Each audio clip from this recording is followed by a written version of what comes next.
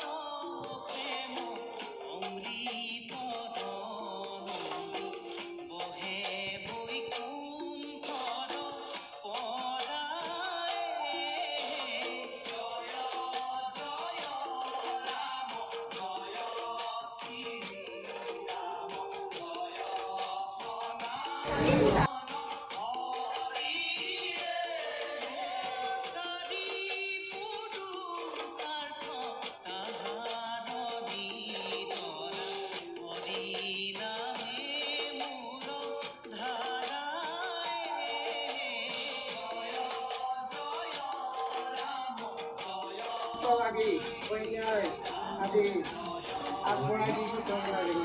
ঠিক আছে।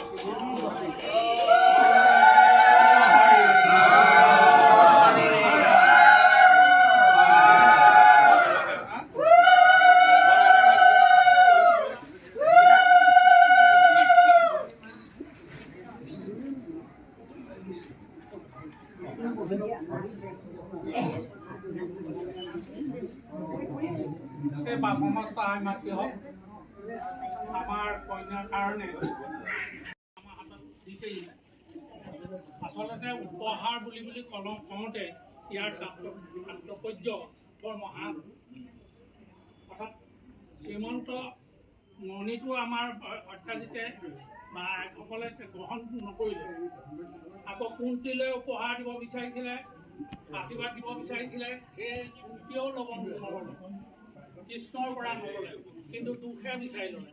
তথাপিও আজি আমি গৌৰৱান্বিত আৰু বৰ আনন্দিত।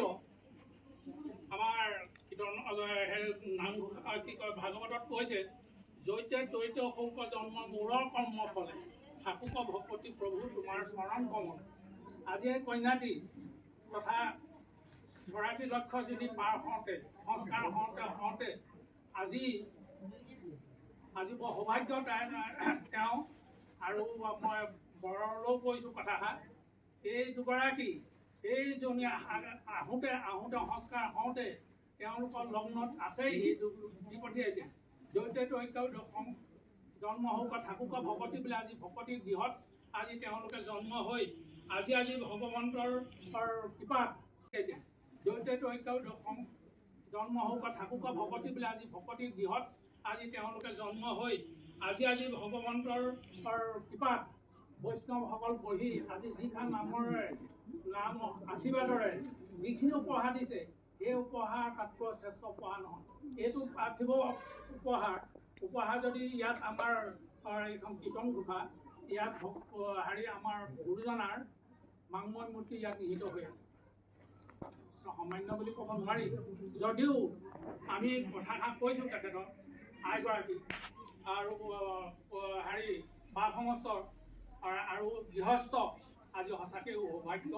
আজি ইমান ধুনীয়াকৈ আজি নাম বস্তু প্ৰকাশ হৈছে, ইয়াত পৰম মংগলময় নাম বস্তু প্ৰকাশ হৈছে। এই নামৰ আৰু উপহাৰ শ্ৰেষ্ঠ নাই, এই উপহাৰে শ্ৰেষ্ঠ। আইগৰাকীকো কৈছোঁ ভৱিষ্যতে এই আমাৰ গুৰুদেৱ নামত 4 বস্তু ৰক্ষা কৰি সৃষ্টিৰ পাতনি মেলক। গোটেইখিনি বস্তু ইমান চিজিলকৈ সুন্দৰকৈ কৰি ৰখাটো মানে সম্ভৱ নহ'ল, সেইবাবে অলপ খেলি মেলি হৈ ভিডিঅ'বোৰ বনাওঁতে আৰু অগা পিছাও হৈছে গোটেইখিনি মানে ভিডিঅ' কৰি প্ৰস্তুত কৰোঁতে ভিডিঅ'খন থাকিও গ'ল। তথাপিতো যিমানকণ পাৰিলোঁ আৰু সিমানখিনি ধৰি ৰাখিবলৈ ভিডিঅ'ৰ জোখেৰে মই দেখুৱাবলৈ চেষ্টা কৰিলোঁ। ভিডিঅ'টো শেষলৈকে যদি চাইছে তেনেহ'লে অশেষ ধন্যবাদ।